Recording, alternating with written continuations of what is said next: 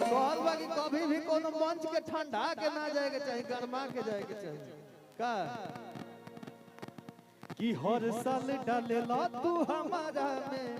वाह भैया तनी बढ़ा ना दी सी को दी कि हर साल डालेला तू हमारा में कि बाकी सो डालम हम तहरा में कि निशाना लगौले चौहदिए के बनी।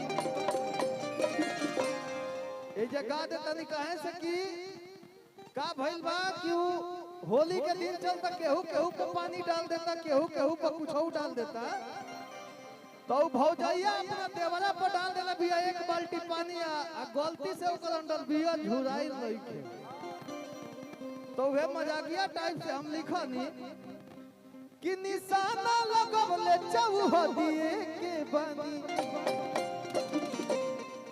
अरे चाहे डाला राम भोगी चाहे डाला पानी, चाहे डाला राम भोगी चाहे डाला पानी कि सच कहत हनी बिना चढ़िए।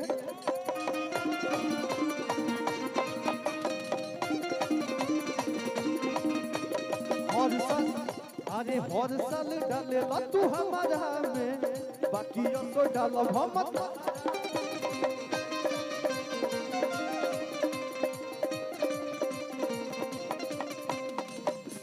अरे तो निशाना लगौले चौहदिए के पानी,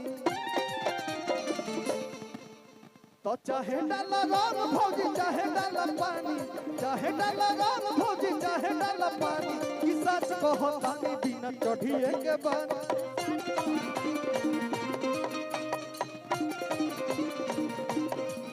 अरे सच कहतानी बिना चढ़िए के बानी,